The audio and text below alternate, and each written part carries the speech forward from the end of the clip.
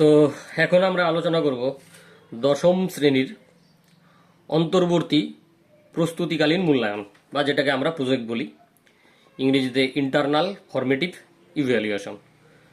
তো আমি এখানে দশম শ্রেণীর ভৌতবিজ্ঞান বিষয়ের অন্তর্বর্তী প্রস্তুতিকালীন মূল্যায়ন বা প্রজেক্ট নিয়ে আলোচনা করছি।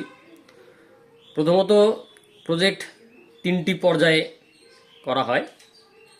প্রথম পর্যায়ে জানুয়ারি থেকে এপ্রিল, দ্বিতীয় পর্যায়ে মে থেকে আগস্ট, তৃতীয় পর্যায়ে সেপ্টেম্বর থেকে ডিসেম্বর।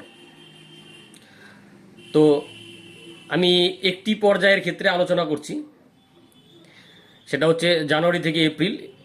এই যে যে সময়টায় আমাদের ফার্স্ট সামেটিভ পোর্শনটা থাকে, সেই সময়ের ক্ষেত্রে আমরা যে অন্তর্বর্তী প্রস্তুতিকালীন মূল্যায়নটা করব সেটা নিয়ে আলোচনা করছি। তো এখানে আমি মূলত কিভাবে লিখতে হয়, এই প্রথম পাতাটা কিভাবে লিখতে হয় সেটা নিয়ে বলবো।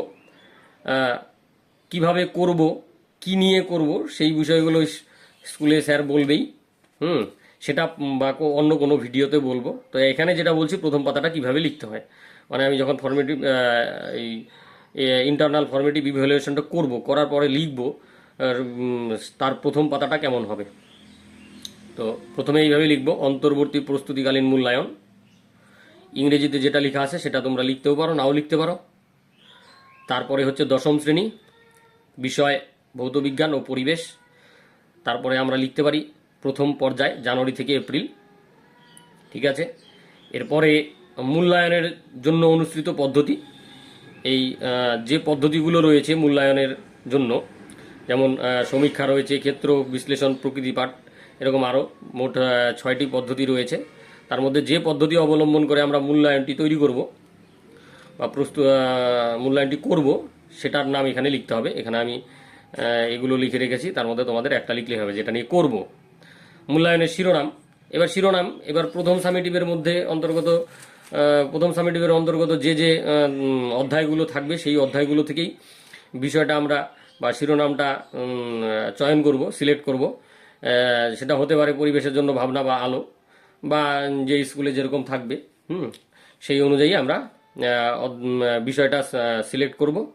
তারপর সেই বিষয়টা এখানে লিখতে হবে। যেমন আমি এখানে লিখে রেখেছি পরিবেশের জন্য ভাবনা।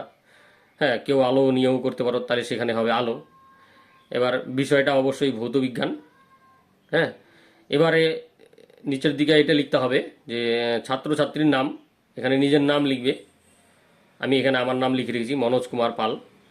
তারপরে শ্রেণী দশম। এবার তুমি যে সেকশনে পড়ো, যদি এ সেকশনে পড়ো তাহলে এখানে বিভাগের জায়গায় এ লিখবে, আর যদি বি সেকশনে পড়ো তাহলে বিভাগের জায়গায় বি লিখবে। আচ্ছা, ক্রমিক সংখ্যা ক্লাসে যে রোল নম্বরটা হয় সেই রোল নাম্বারটা এখানে লিখতে হবে। আমি এখানে 5 লিখে রেখেছি, একটা সংখ্যা লিখে রেখেছি। রেজিস্ট্রেশন নাম্বার, এটা প্রথমত থাকবে না, কারণ রেজিস্ট্রেশন নাম্বারটা এই সময়ের মধ্যে পাওয়া যায় না, হাতে পাওয়া যায় না। এটা টেস্টের পরের দিকে হয়তো পাবে, বা থাকলে লিখবে, না থাকলে এখানে এরকম জায়গাটা ফাঁকা রাখবে। তারপরে বিদ্যালয়ের নাম, এখানে বিদ্যালয়ের নাম লিখবে, যে যেই বিদ্যালয়ে পড়ো সেই বিদ্যালয়ের নাম লিখবে। সেটা যে যেই বিদ্যালয়ে পড়বে সেই বিদ্যালয়ের নাম লিখবে। আমি এখানে লিখে রেখেছি বক্সিরহাট হাই স্কুল উচ্চ মাধ্যমিক। এবার যেদিন জমা দিবে,